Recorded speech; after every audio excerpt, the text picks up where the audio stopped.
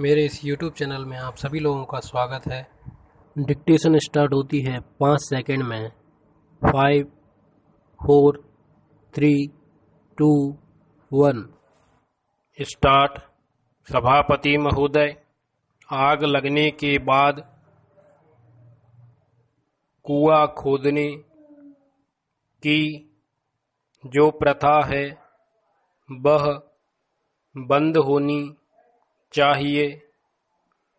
मैं समझता हूँ कि पहले जो राजा थे वे सोचते थे कि दूसरे लोग प्रशिक्षण नहीं ले सकते हैं, लेकिन सवाल यह नहीं है।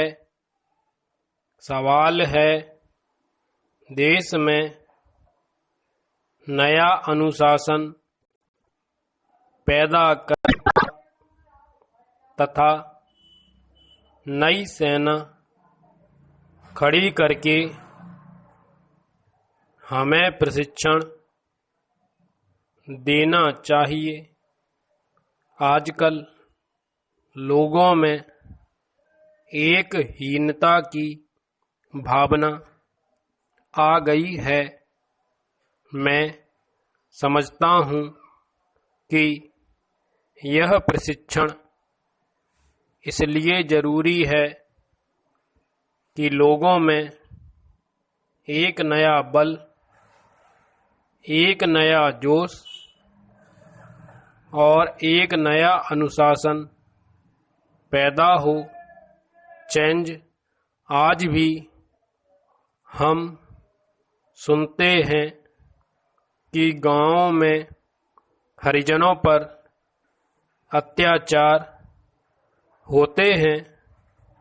हरिजनों पर जो हमले वहाँ होते हैं उनका मुकाबला वह लोग नहीं कर सकते हैं,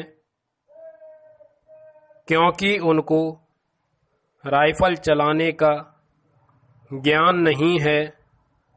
आज शांतिपूर्ण हरिजनों पर अत्याचार होते हैं। मैं तो यहाँ तक कहता हूँ कि पुरुषों को ही नहीं, महिलाओं को भी यह प्रशिक्षण मिलना चाहिए।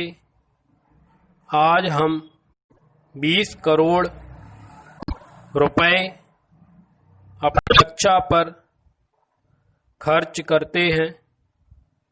इसके बजाय अगर देश का बच्चा बच्चा जानदार आदमी बन जाए और राइफल का प्रशिक्षण लिए हुए हो, तो मैं समझता हूँ कि इतना पैसा देश के विकास के काम में खर्च हो सकता है। लेकिन हमने कभी भी इस बात को नहीं सोचा। पहले जो इस देश के बड़े बड़े लोग थे उन्होंने अपनी राइफल ले ली, उन्होंने उसको चलाने का प्रशिक्षण ले लिया, यह समझकर कि यह काम किसी खास जाति का है। मेरा विचार यह है कि आज देश के 56 करोड़ लोग अपने अंदर एक नया आत्मविश्वास और नई शक्ति पैदा करें। इसके लिए यह राइफल प्रशिक्षण सबके लिए अनिवार्य होना चाहिए। जब यह अनिवार्य होगा तभी लोगों में आत्मविश्वास पैदा होगा और एक नई चेतना पैदा होगी। इससे लोगों में आत्महीनता की भावना मिट जाएगी और वह समझेंगे कि देश की रक्षा करने की ताकत हम में भी है।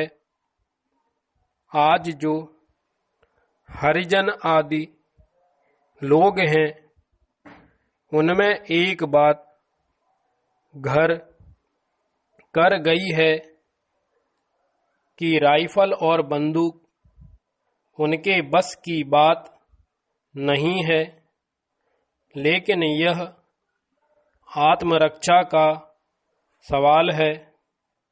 यह देश की रक्षा का सवाल है।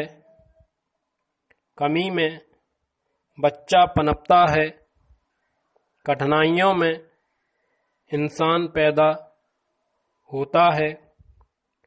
जब आप जीवन को नई स्थिति में बदलेंगे तब मस्तिष्क बदलेगा।